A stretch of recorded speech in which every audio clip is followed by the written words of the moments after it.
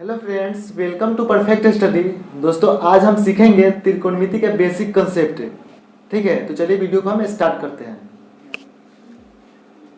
सबसे पहले जान लेते हैं कि त्रिकोणमिति होता क्या है, त्रिकोणमिति कहते किसे हैं। ठीक है, अब मान लीजिए आप कुतुब मीनार को देखने गए हैं।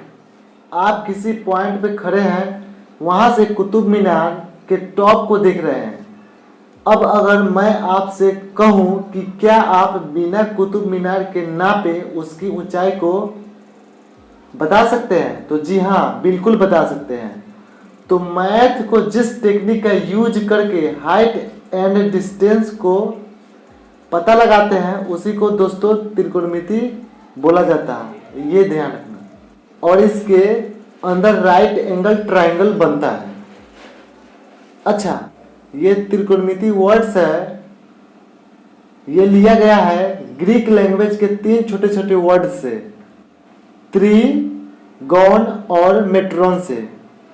और त्रि का मतलब होता है 3, गौन का मतलब होता है साइड्स और मेट्रोन का मतलब होता है मेजर। मतलब 3 साइड्स को मेजर करना त्रिकोणमिति कहलाता है। तो आइए शुरू करते हैं।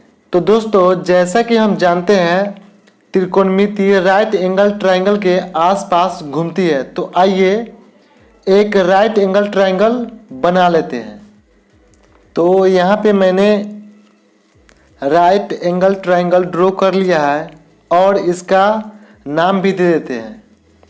तो इस पॉइंट का नाम हम दे देते हैं ए, और इस पॉइंट का नाम हम देते हैं बी, और इस पॉइंट का नाम हम देते हैं सी। ठीक है, और यहाँ जो राइट एंगल ट्रायंगल है वह 90 डिग्री का होता है। ठीक है, और यहाँ पे एक थीटा ले लेते हैं। ठीक है, और जो थीटा के सामने वाले जो एंगल होता है, जो थीटा के सामने वाले जो एंगल होता है वह कहलाएगी परपेंडिकुलर, यानी लंब,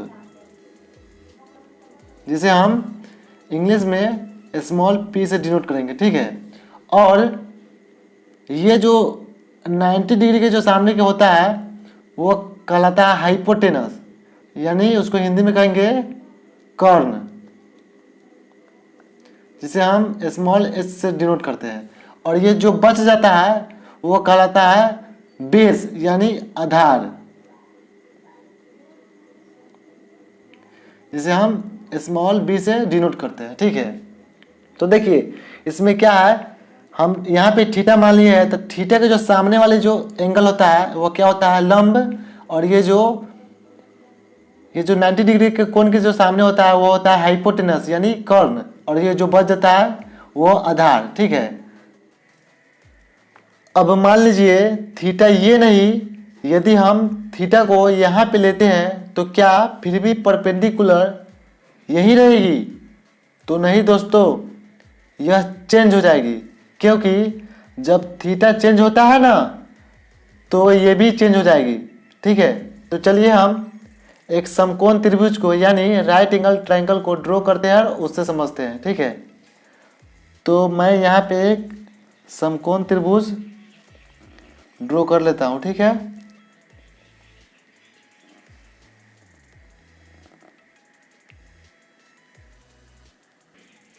अब यहाँ पे मैं इसका हम नाम दे देता हूँ, इस पॉइंट को ए दे दिया, इस पॉइंट को बी और इस पॉइंट को सी। ठीक है, अब देखिए ये एंगल तो 90 डिग्री का है। ठीक है, अब हम थीटा को यहाँ पे लेते हैं। ठीक है, तो जो थीटा के सामने वाला जो होता है वो परपेंडिकुलर, यानी लंब, ये लंब हो जाएगा। ठीक है, यानी P। और ये जो 90 डिग्री है उसके सामने के क्या हो जाएगा, कर्ण, यानी H, यानी हाइपोटेनस। ठीक है, और ये जो बच गया वो हो जाएगा आधार, यानी इसको B से डिनोट करते हैं। यहाँ पे हम थीटा लिए हैं तो उसके सामने का जो ये है ये लंब हो जाएगा। ठीक है, और ये जो 90 डिग्री है उसके सामने का क्या हो जाएगा, कर्ण हो जाएगा, और ये जो बच गया आधार हो जाएगा। यहाँ पे हम थीटा लिए हैं तो इसके सामने का ये परपेंडिकुलर हो जाएगा, यानी लंब ये होगा। ठीक है, और ये 90 डिग्री के सामने कर्ण है और ये आधार है। लेकिन इसमें हम थीटा यहाँ पे लिए है तो इसके सामने का लंब यहाँ पे है, कर्ण ये है और आधार ये है। दोस्तों उम्मीद है कि यह जो फिगर है वह आपको अच्छे से समझ में आ गया होगा। ठीक है, तो चलिए अब थोड़ा बढ़ते हैं आगे की ओर। तो देखिए त्रिकोणमिति में टोटल 6 रेशियो होते हैं, sine, cos, tan, cot, sec and cosec. तो इसको समझने से पहले त्रिकोणमिति का एक मूल मंत्र है उसको समझ लीजिए, ताकि आपको ये जो फॉर्मूला है उसको आपको रटना नहीं पड़ेगा। ठीक है, तो क्या है मूल मंत्र समझ लेते हैं। तो यहाँ पे मैंने लिखा पी बी पी बटा एच एच बी।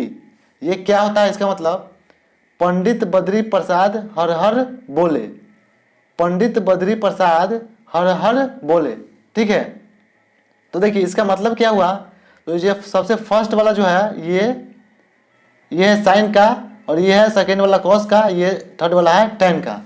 ठीक है, तो देखिए साइन बराबर क्या होता है, साइन बराबर होता है पी बाई एच,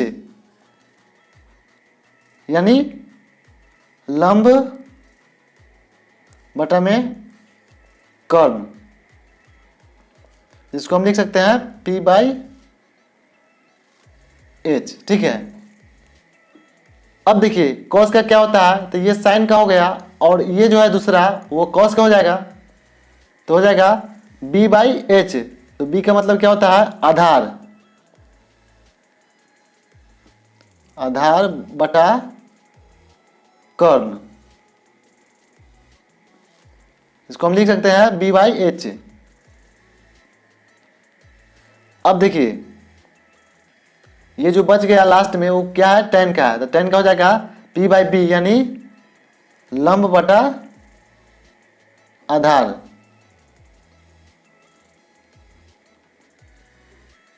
इसको हम क्या लिखेंगे, p बाई बी। ठीक है, अब देखिए दोस्तों ये तो हो गया साइन का, कॉस का, ये हो गया टेन का। अब देखिए इसको उल्टा से चलिए, तो ये हो जाएगा कॉट का, ये हो जाएगा सेक का, ये हो जाएगा कॉसेक का। तो उल्टा हम लिखते हैं, तो p बाई बी था टेन का, तो कॉट क्या हो जाएगा b बाई पी। इसको उल्टा कर दीजिए, तो कॉट का क्या हो जाएगा b बाई पी, यानी आधार बटा लंब। इसको हम लिख सकते हैं b बाई पी। ठीक है, अब ये हो जाएगा सेक का, इसको h बटा b हो जाएगा, यानी कर्ण बटा आधार। इसको हम लिख सकते हैं h बटा b। ठीक है, अब ये देखिए बच गया क्या, कॉसेक, तो लास्ट में क्या हो जाएगा, इसका उल्टा हो जाएगा h बटा p, यानी कर्ण बटा लंब, यानी h बटा p। ठीक है, तो देखिए दोस्तों ये जो तीन अगर आप याद कर लेते हैं तो ये तीन आपको याद हो जाएगा। देखिए यहाँ पे साइन का अपोजिट क्या है, कोसेक है। ठीक है, कॉस का अपोजिट क्या है, सेक है, और टेन का अपोजिट क्या है, कॉट है। तो यदि आप साइन कॉस टेन को याद कर लेते हैं तो आपको कॉट सेक कोसेक उसका उल्टा कर दीजिएगा तो आपको याद हो जाएगा। इस फिगर से समझते हैं, तो साइन को अगर हम निकालेंगे तो साइन क्या है, p बटा एच, यानी p लंब ए बी बटा एच क्या है, एच सी ए। ठीक है, अगर हम कॉस की बात करें तो क्या है, b बटा एच, यानी आधार बटा आधार मतलब BC बटा एच, यानी कर्ण CA। यदि हम टेन की बात करें तो क्या है, p बटा बी, p क्या है, लंब AB बटा B, आधार BC। यदि हम बात करें कॉट का, तो कॉट का क्या हो जाएगा, B यानी आधार BC बटा P है, यानी लंब यानी AB। बात करें सेक का, तो सेक का क्या हो जाएगा, कर्ण, तो कर्ण क्या है, CA बटा B यानी आधार BC। तो बात करें कोसेक का, तो कोसेक का क्या है, h बटा पी यानी कर्ण, CA बटा पी यानी लंब AB। ये जो त्रिकोणमिति का मूल मंत्र है पंडित बद्री प्रसाद हर हर बोले, इसे आप याद कर लीजिएगा। तो ये जो फॉर्मूला जो बन रहा है ये आपको आसानी से याद हो जाएगा, ठीक है। सो फ्रेंड्स, उम्मीद करता हूँ कि यह वीडियो आपको अच्छे से समझ में आ गया होगा।